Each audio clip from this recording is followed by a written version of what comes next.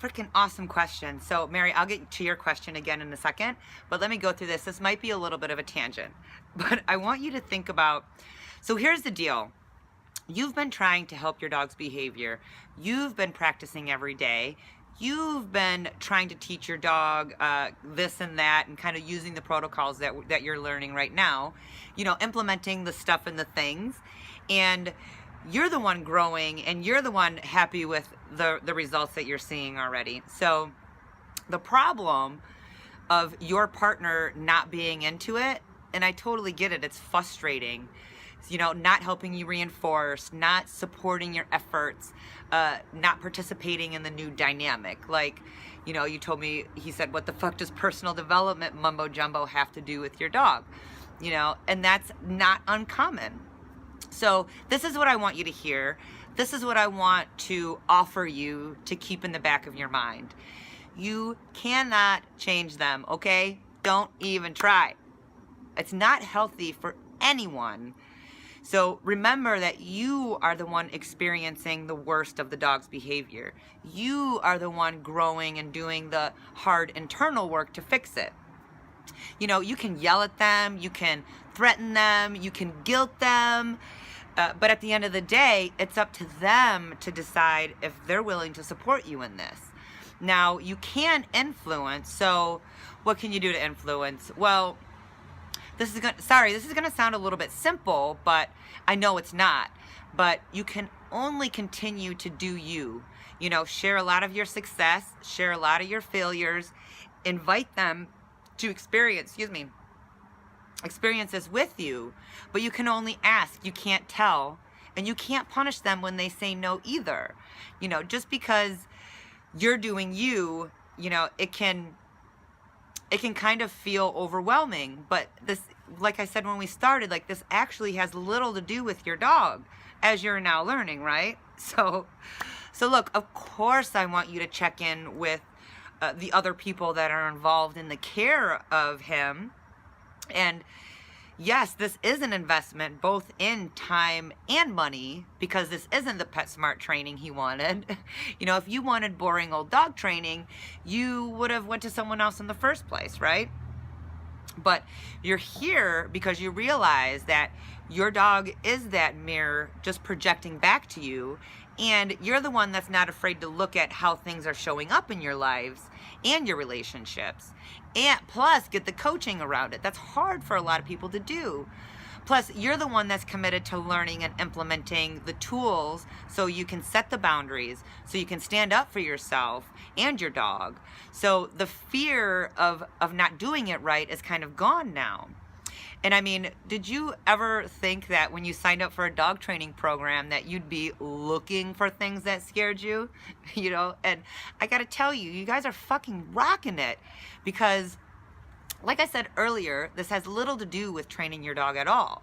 And I'm so freaking grateful to be working with you guys, because you guys are fucking killing it.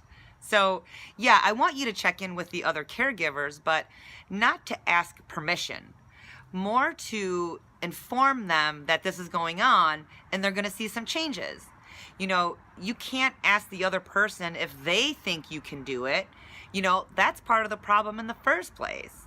You're either waiting for someone else to do it for you, or you're waiting for someone else to tell you that you're capable of doing it. And you are so much more capable. And we know that that path is not going to work, because in the long run, your dog is not going to believe you at all. You know, they know. Also, I want you to think about your partner. He's not experiencing the things that you're experiencing. The dog is better for him, you know, at least on the surface, but they will be affected because you'll be changing. But you can't make them change with you. If they want to change, awesome. The space is totally here for them to do that and kind of walk into that, but you can't make them change. You can only ever be an example. And, you know, when people start seeing the changes, you have to be willing to let them make their own decision to step into it as well. So what do you do when your significant other is not on board with the training and the coaching part of it? Nothing. You do nothing. You can only do you. All you will ever be able to do is be an example, to live in that example, you know? So, you know, we invite these creatures into our world, and I believe that in every situation, they're here to teach us something about ourselves that we are not capable of seeing on our own. You know, you have to be brave to do this work. That's why you're here. because isn't it so much easier with this like little bundle of love there to guide you? So much easier. So some of you just joined with us, so I'll give you some examples. Some of you may have heard this before, but I do have some new people in. So let me help you make the connection really quick about what I'm talking about. If you have a hard time setting boundaries with your dog, you probably have problems setting boundaries with other people you love, which can kind of equal a bratty or entitled dog, you know? If you have a hard time saying no, or if you're consistently hanging out with people that you don't really like anyways, you probably have a dog that's out of control and literally walks all over you. Or the best one, if you're stressed out all the time, you're going to tend to not want your dog to ever feel stress. But here's the thing, stress can be so good, really good.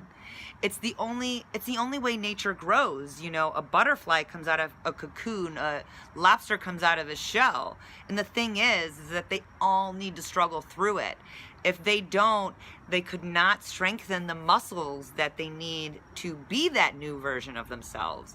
So I won't get too deep into that because we're going to go deeper into that soon, and you guys are going to learn all about that stuff as we go. But to answer your question, it's the nothing. You can't force your partner to change with you, period. Exclamation point. You can just be you, be an example, share with them, and invite them along.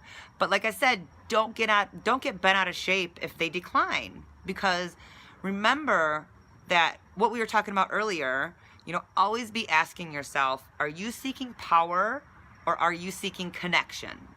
Now, we are not forcing your dogs to give us compliance. So why would you do that to the humans in your life? So seek connection, seek cooperation. So actually, maybe that's some good homework for you this week. When you get frustrated or you feel tension with him, that is a very clear sign that you need to ask yourself, are you seeking power or are you seeking connection? So this isn't so that you can beat yourself up either. Just recognize it, that gives you the power to shift it. Because if it is power, you need to cut that shit out. And the only way you're going to do that is to become aware of it and be able to pivot like that. So, you know,